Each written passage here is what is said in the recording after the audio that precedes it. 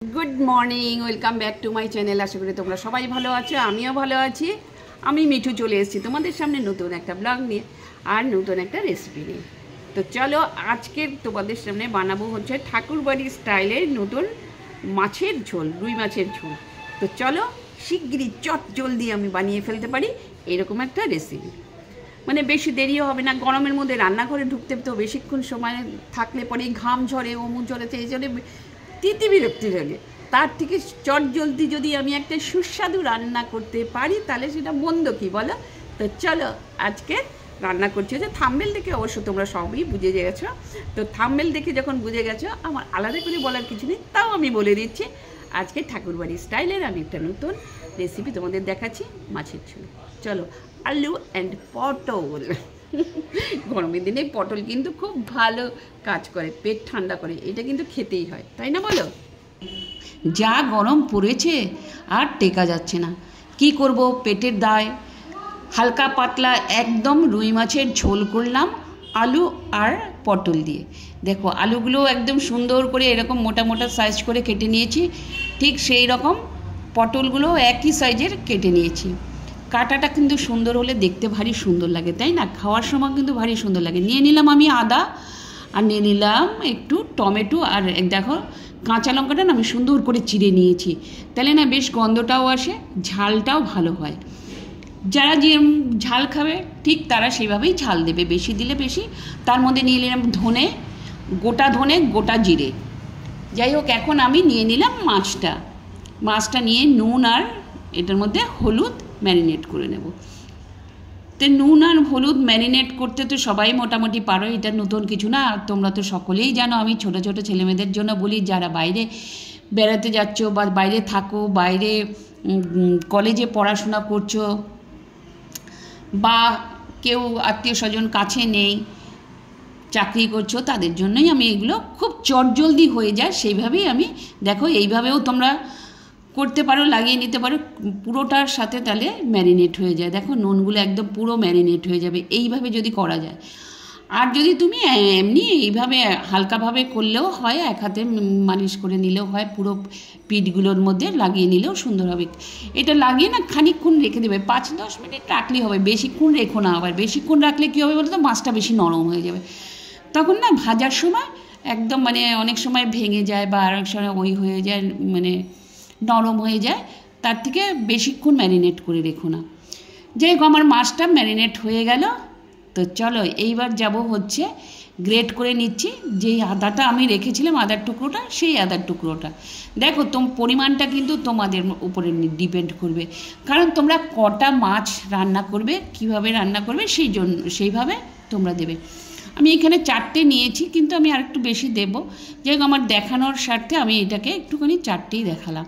তো নিয়ে নিলাম গোটা ধনে। দেখো গোটা ধনে শুকনো খোলায় আমি সুন্দর করে ভেজে নেব, সাথে দিলাম গোটা জিরে।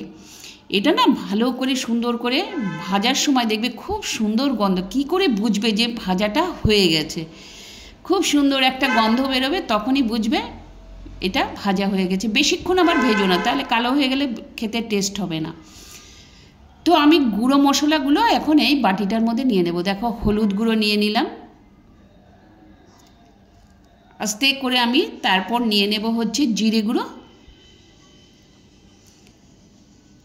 মোটামুটি গুঁড়ো মশলাগুলো সবসময় থাকে, যেহেতু বাটা মশলার মধ্যে আমি দিচ্ছি না, আমি ওটা গোটা মশলাটাকে ক্র্যাশ করে নেব, বুঝেছো? আর এটা দিয়ে দিলাম ধনের গুঁড়ো, আর এটা দিয়ে দিলাম কাশ্মীরি রেড চিলি।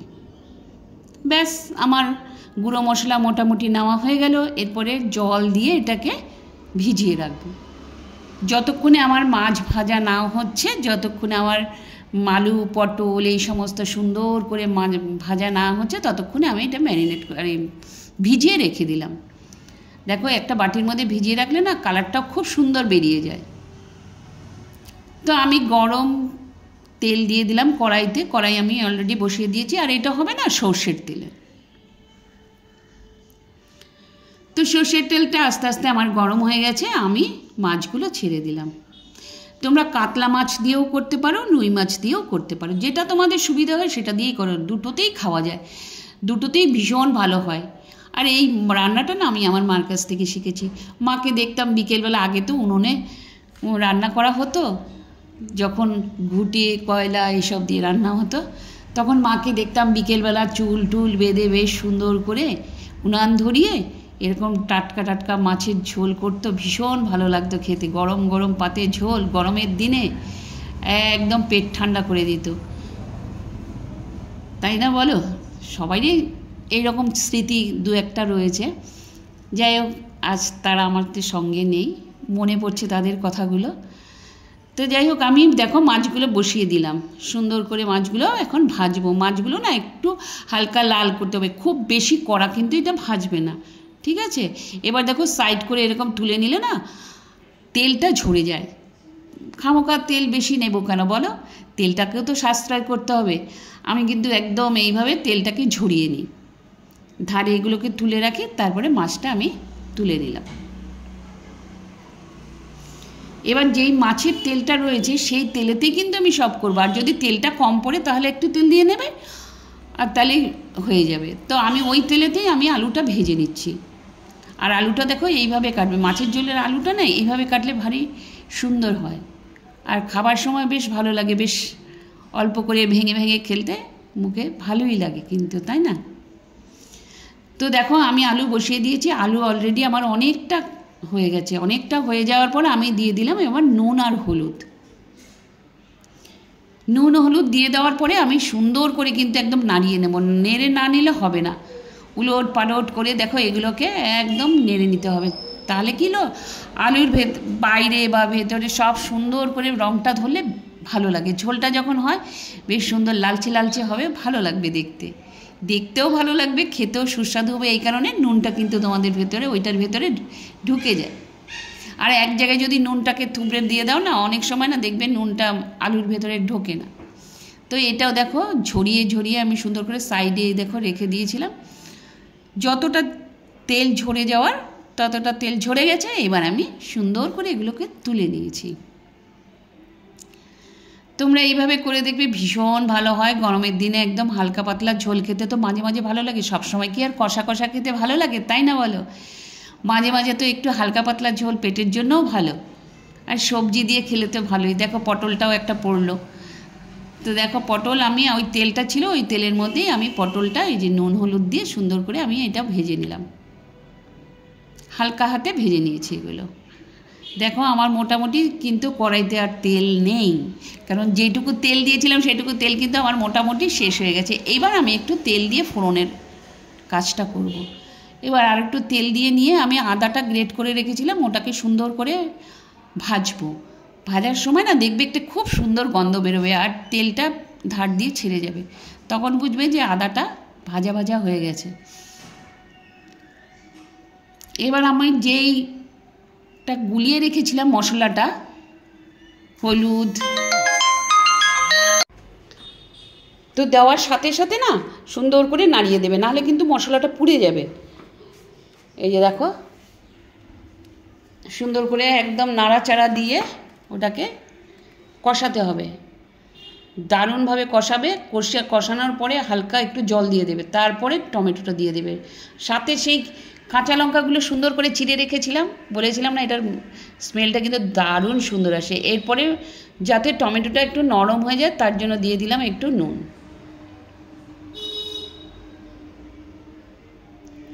নুন দিয়ে একদম সুন্দর করে দিয়ে ব্যাস দারুণ সুন্দরভাবে দেখো এটা অনেকটা গলে আসছে। এরপরে দিয়ে দেবো আমি আলু আর পটল যেগুলো ভেজে রেখেছিলাম, সেগুলো এই মশলাটার মধ্যে দিয়ে দিলাম।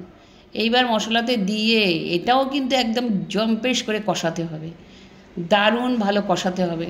না কষালে কিন্তু কোনো রান্নাই সেরকম টেস্ট হবে না। তোমাকে কিন্তু বুঝে নিতে হবে কতটা তুমি কষাবে। আর বিশেষ করে কি কাঁচা মশলা থাকলে না গন্ধটা ভালো আসে না। এরপরে দিয়ে দিলাম আমি চাপা, তারপরে বাটি ধোয়া জলটা দিয়ে দিলাম।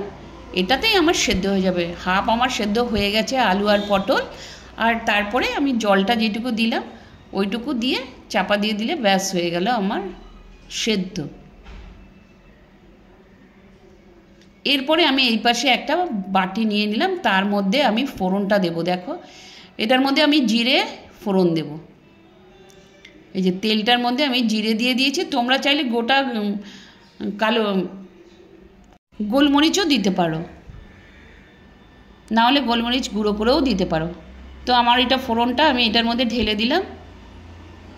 আর বাটির মধ্যে যে তেলটা থাকবে না, তুমি ওই ঝোলটা হাতা করে নিয়ে ওইটা দিয়ে দিলো। আমার উল্টো দিক হয়ে গেছে, তার জন্য আমার এরকম লাগছে। তো আমি এটার মধ্যে একটু ঝোলটা তুলে দিয়ে বাটিটার মধ্যে, কেন তেলটা নষ্ট করব বলো? আর ওইটা তো ফোড়নেরই তেল, ওই তেলটা যতটা ভালো পারবে এটার মধ্যে দিয়ে দেবে, তারা আরও ভালো সুন্দর গন্ধটা আসবে। আর পাঁচফোড়ন দিও না, তোমরা দিতে পারো যার যেরকম ভালো লাগে। পাঁচফোড়ন দিলেও ভীষণ সুন্দর গন্ধ আসে। তো আমি আজকের জিরে দিয়ে দিলাম, পাঁচফোড়ন দিয়ে তো অনেকবার দেখিয়েছি, তার জন্য আমি জিরেটা দিয়ে দিলাম আজকের। আর হচ্ছে গোটা ধনে, ওটাকে ক্র্যাশ করে নিয়েছি আমি। এবার আস্তে আস্তে কী করবো, তো ঝোলটা ফুটে উঠেছে, এবার মাছগুলো ছেড়ে দেবো। এটা কিন্তু ভীষণ সুস্বাদু হয় আর খুব চটজলদি হয়ে যায়।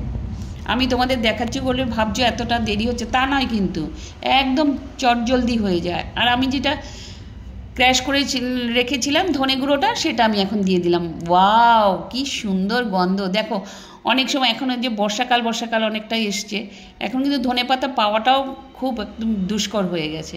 সেই জন্য একটু যদি ধনে গুঁড়ো করে নাও না, সেটা কিন্তু ভীষণ ভালো টেস্ট হয়, আবার ভীষণ ভালো গন্ধটাও আসে। তো দেখো আমার মোটামুটি হয়ে গেছে, আমি এটা নামিয়ে ফেলছি, ফুটেও গেছে।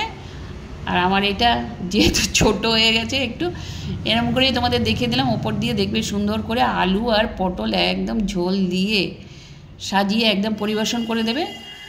বন্ধু বান্ধব যারা আসবে তাদের খাওয়াবে, ভীষণ ভালো টেস্ট হয়। কিন্তু গরমের মধ্যে তোমার হাতের এই রান্নাটা খেয়ে, তোমাদের বলছি, সরি, তোমাদের এই রান্না যারা যারা করবে, আমার মনে হয় তারা খেয়ে খুব স্বীকৃতি করবে, দারুণ স্বীকৃতি করবে। আর যা টেস্ট হয়েছিল না, মানে কি বলবো।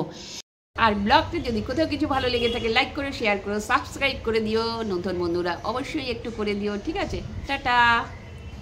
নেক্সট দিন আবার নতুন একটা ব্লগের সাথে আসবো তোমাদের সামনে।